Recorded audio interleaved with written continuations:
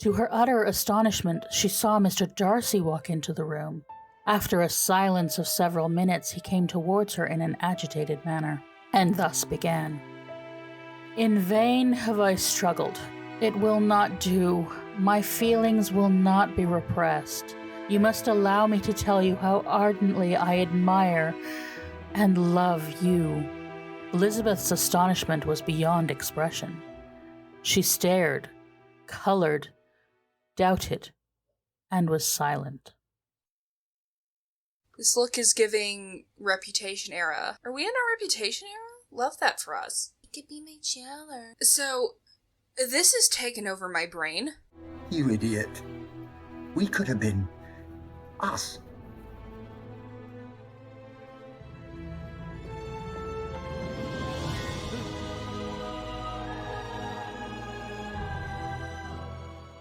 Is this the real life? Is this just fantasy? R.I.P. to that person on Reddit who said that they named their twin babies Aziraphale and Crowley and didn't realize that the book and the TV show had romantic overtones. And now their whole family is saying, "Oh my god, you have incest babies." No, but seriously, I cannot believe that I used Crowley and Aziraphale as an example of a queer asexual relationship in another video just before Season 2 came out, and then this happened. Once again, I spoke another Good Omens prediction into existence. I am Agnes Nutter, bitches! The prophecy is true. And it's not just a romance that happens... And it's not just a romance that happens to be queer. Good Omens and the relationship between Crowley and Aziraphale has queerness built into it from the ground up. The whole crux of their relationship and why they can't just come out and say it isn't just because they're idiots, although they very much are idiots. They have no reason to doubt that the other person feels the same way about them. They know how the other feels, deep down, but they can't acknowledge it, because their love is forbidden. One might say, it's a love that dare not speak its name. You go too fast for me, Crowley. Too fast? What are you talking about? It's been 6,000 years! One thing that drove me crazy when this show first came out was the people crying queerbait and complaining that there was plenty of subtext between Aziraphale and Crowley, but they didn't kiss, so basically it didn't count. You know, you people get offended by people assuming that you just want gay representation because you want to get off to dudes kissing, and then you act like this, like, pick a lane.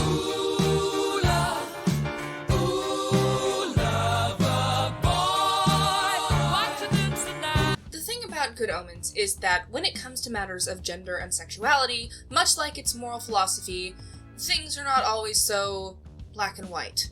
To borrow a phrase, there's something to be said about shades of grey. But the fact is that Good Omens was always queer, even in 1990. They say it right there in the text. Many people, meeting Aziraphale for the first time, formed three impressions. That he was English, that he was intelligent, and that he was gayer than a tree full of monkeys on nitrous oxide. Two of these were wrong. Heaven is not in England, whatever certain poets may have thought, and angels are sexless, unless they really want to make an effort. So in the text, the term sexless is somewhat vague. Nowadays, most people have an understanding that sex and gender are not interchangeable terms. Sex refers to one's physical, reproductive organs, and gender refers to one's personal identity. But in 1990, we just didn't have that clear-cut distinction yet. So in this context, sexless could mean asexual, genderless, or as some fans have colorfully interpreted, having no genitals. Now, when Gaiman and Pratchett wrote the words making an effort, I presume that they probably meant angels and demons don't have a libido or naturally feel sexual attraction, but could still technically have sex if they wanted to. But some people have taken the term making an effort as a sort of euphemism for physically manifesting genitalia. Like, angels and demons have Ken doll anatomy by default unless they make an effort, meaning that they do a miracle and whatever just pops on. And I would just like to inform you, I do not have a vagina. And he does not have a penis. I have all the genitals. But the point is that Aziraphale and Crowley aren't men. They are an angel and a demon. They don't identify with human gender like that. But that doesn't mean there's no gender expression from Aziraphale and Crowley. First of all, they're both played by cisgender men, so naturally they present as pretty male.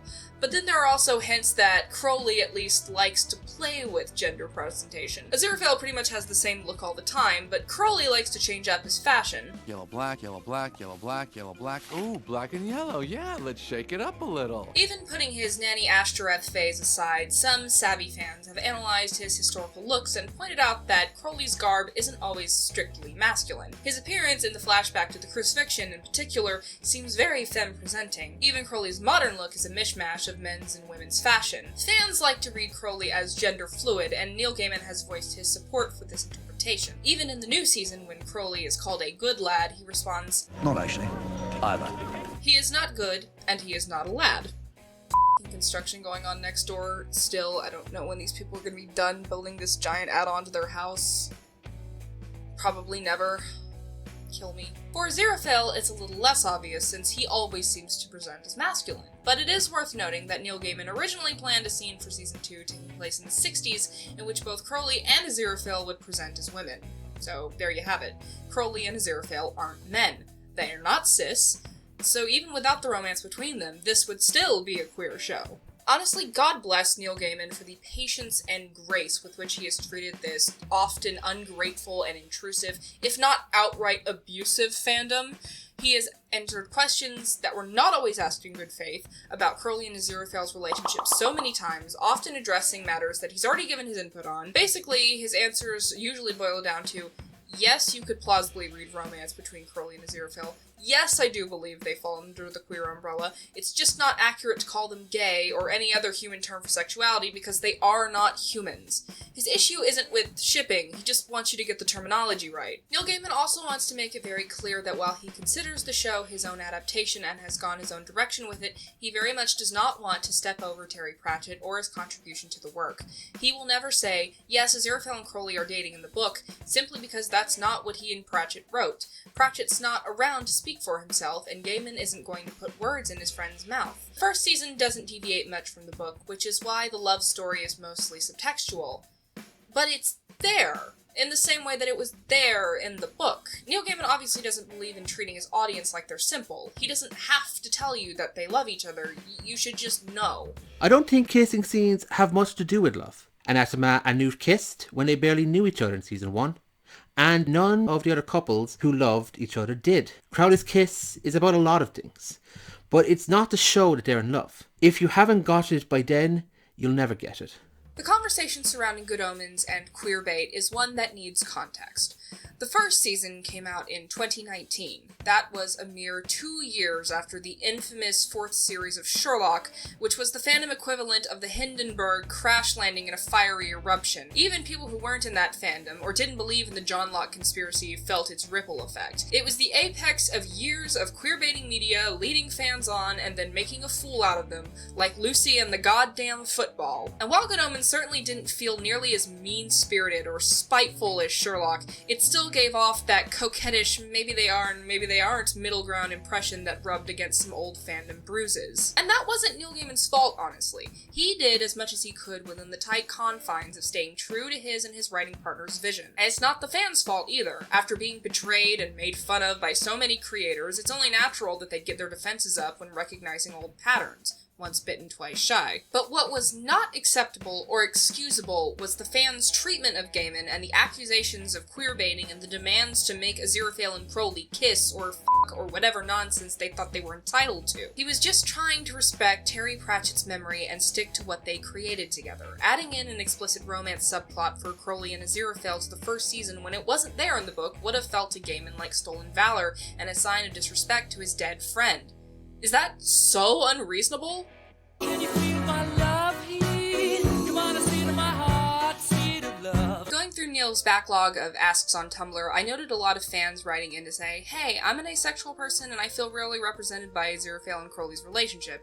And I think that's really sweet. We are severely lacking in ace representation in media, though it is worthy to note that Heartstopper Season 2 added an ace character. But circling back to that sentiment before, I don't understand this idea that romantic couples absolutely have to be shown as sexually intimate. I know there's a nasty habit of sanitizing and desexualizing gay representation. You run the risk of making it look like there's something inherently more pornographic about queer relationships. Hide your children's eyes, parents. The sinful gays are coming to smut up your television screens. But in the case of Aziraphale and Crowley, it's kind of missing the nebula for the stars. They don't need to kiss or to be real queer representation. Like Gaiman said, if you need an on-screen kiss to get it, then you're just really bad at picking up on romance. I'm still kind of reeling that a kiss happened at all, because before I actually saw it on my screen, I couldn't really imagine Crowley and Aziraphale being physically intimate like that. Of course, the kiss was about more than just intimacy. It was about a lot of things. But it wasn't the sweeping, romantic, climactic kiss you expect from most romances. It was angry and desperate and bitter and terrible, and I love it! I'm living for this angst! David Tennant grabbing Michael Sheen by the collar and violently smushing their faces together is like our generation's Heath Ledger almost breaking Jake Gyllenhaal's nose in Brokeback. The making an effort quote from the book implies that an angel or a demon could theoretically have sex, but don't really feel sexual attraction, similar to asexual people. Keep in mind that asexuality is a spectrum, and there are some aces who some aces who can take it or leave it, and some aces who are thoroughly repulsed by sex. There are also some aces who do feel sexual attraction, but only after a significant emotional relationship has been formed. Good Omens itself isn't a super sexual show. There is a sex scene between Anathema and Newt in the first season, but if anything, it's played more for comedy than anything else. But love is there. Love is at the center of the show. It feels loved.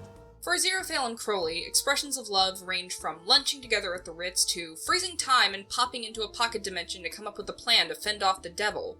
They are celestial beings. They simply don't experience love and attraction like humans do. But they're also not exactly your typical angel and demon either. Aziraphale and Crowley are misfits because of the thousands of years they've spent on Earth, living among humanity and adapting to their culture. Going native, heaven calls it. Aziraphale loves books. Crowley likes flashy cars. Angels don't need to eat, but Aziraphale loves to eat. Demons don't need to sleep, but Crowley enjoys sleeping periodically, usually to avoid an unpleasant period of time, like the 14th century. God, sleeping excessively to avoid reality, so relatable. Speaking of Aziraphale and eating, there's a flashback scene during the story of Job, and Crowley and Aziraphale are just chilling in Job's basement during a storm and having a conversation about the complexities of morality and how maybe demons aren't all bad and angels aren't all good, as per usual, and Crowley gets Aziraphale to try some human food. Are you trying to tempt me? So he tries this meat, and at first he's like, oh no, it's dirty, it's sinful, and then he's like, oh my god, this is delicious. And he goes on to gorge himself on half of an entire ox, while Crowley is just watching with this extremely turned on expression.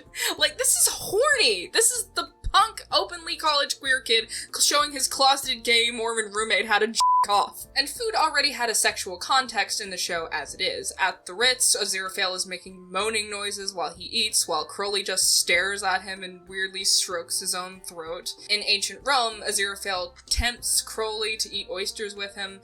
Oysters have not only been said to have an aphrodisiac effect to those who consume them, but they're also a sort of yonic food. Just open your lips. Now swallow. So there's this link between eating and hedonism when it comes to Aziraphale, but does that necessarily mean Aziraphale f***s? And by extension, does Crowley? I honestly don't know. I think that's up to fans to decide. Neil Gaiman did have this to say on the matter. Stop writing about gay sex and accept Jesus Christ. You will never be as good a writer as Tolkien because you reject Logos. I don't write much about gay sex, as people who have read my books would know. But oddly, I don't read a tweet like this and feel the urge to convert. Instead, I read it and vaguely wish I had actually written more about gay sex. Oh, but I will say this, there's this one line from season 1 that a lot of people miss. I just need to find a receptive body. Harder than you'd think. Oh, I'm not gonna go there.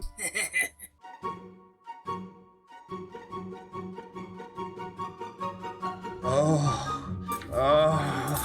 yes. Like that. That was scrumptious. Inspector Constable, I'll just be here helping to run this book. We both get plenty of use out of it, don't we? Oui, baby. Baby. Precisely the point. Cherry for me, please, a large one. Only humans do that. Crowley. Okay. Very nice. That was a very nice thing you did for me. Shut up. Well, there must be something I can do for you. In return? Forget it, will you? Oh. Thank you. If that doesn't make you a professional conjurer, I don't know what does.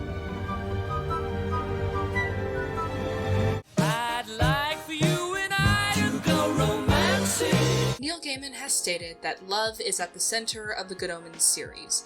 While Crowley and Aziraphale were more or less part of the larger ensemble in the book, Gaiman made the conscious decision to pull them and their relationship into the foreground. He laid the romantic subtext on heavily in Season 1, and made the question of if they're going to be together as more than friends the focus of Season 2. What we have here is a lovely little slow burn. But there have been fans of the book waiting for this relationship to happen since 1990. And as for Aziraphale and Crowley, they've been pining for each other for 6,000 years. If this burn was any slower, we'd be standing still. One of the masters of the slow burn romance was Jane Austen. Remember reading Pride and Prejudice, or watching the BBC miniseries, or the film with Keira Knightley for the first time, and feeling on the edge of your seat as Elizabeth and Darcy danced around each other, too stubborn to let their defenses down and just admit their feelings? Didn't you ever want to just scream at them, "Oh my god, you're both so stupid, you like each other!" And when Darcy finally utters the words, "You have bewitched me body and soul, and I love you," it felt like a bottle rocket going off in your heart.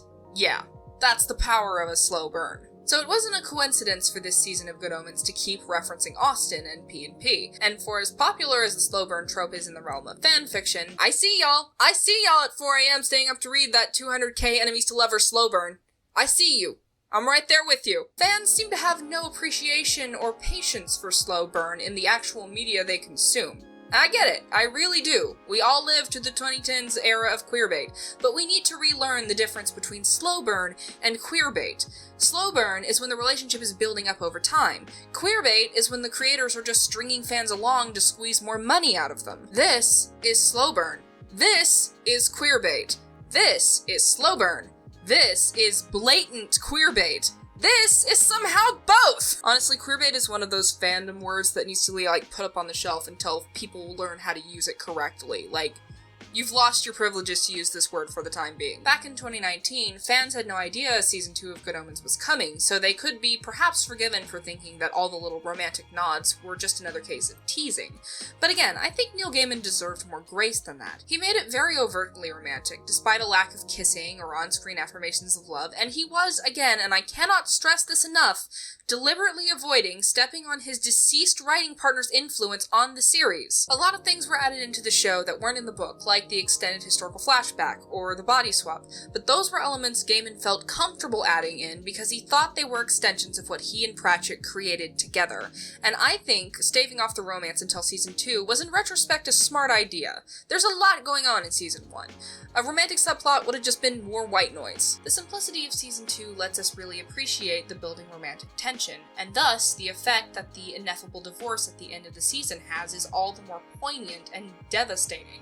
Stretching out the romance is going to help Aziraphale and Crowley grow as characters. Their book counterparts were interesting and entertaining, but by stretching out the story into a 3-act structure, it lets them be dynamic. What's really lovely about this show is no matter what label you personally ascribe to Crowley and Aziraphale, gay, ace, bi, queer, male, non-binary, gender fluid, genderqueer, it's a reading that is supported both by the text and the still living creator, while still remaining undeniably queer. Dime out about it, Emily Cooper in Victoria, Australia, and there's plenty of queer and non-binary representation even outside of Crowley and Aziraphale. But Season 2 isn't where the story ends. It can't be. This story is incomplete. This is the second act breakup of a 3-act romance, which is why we need Season 3.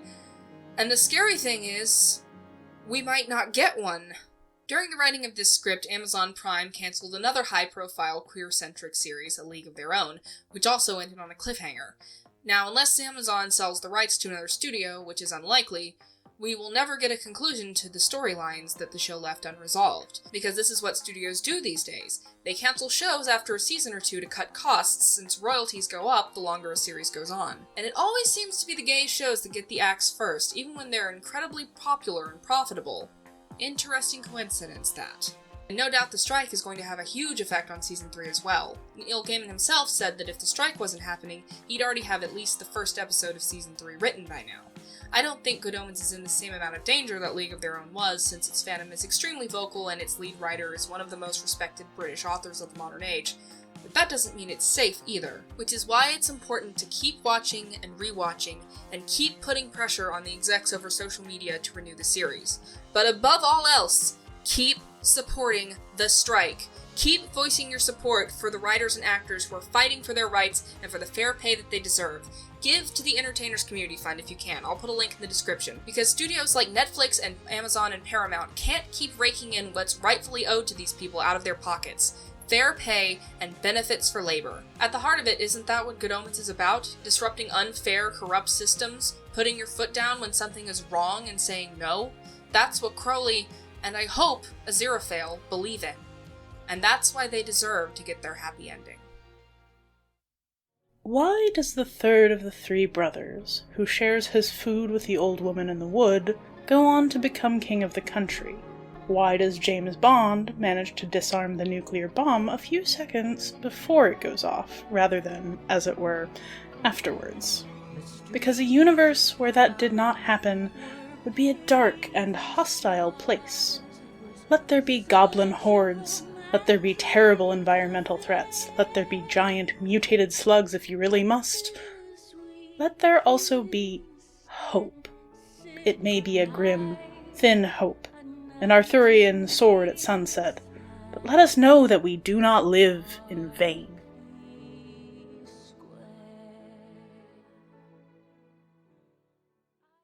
Alright, so I wanted to have this video out a month ago. Actually, I wanted to have it out 2 months ago. But because of the strike going on, I didn't want to, cross any picket lines and do anything that might be considered promotional work. We support the strike here. We are not scabbing. We're not Drew Barrymore. Basically, critical review like this is... it's allowed. It's still kind of a gray area, but, we're not in any danger of accidentally scabbing. I had to go away for a few weeks because I was dog sitting for someone who went on a cruise. I basically filmed this right after I got back from that. And now you're watching it. I know my scheduling is garbage. I love you guys for being so patient with me. Shout out as always to my patrons. Thank you very much for giving me your dollars. If you like what you've seen here and you enjoy my content or my face or whatever, consider, checking it out. Link in the description below. Also all my social medias and stuff, all that good stuff. I think that's it for me. I will see y'all next time, and don't worry, my next Star Trek review is almost done and coming out soon. Bye! Everything's alright, just hold on tight, that's because I'm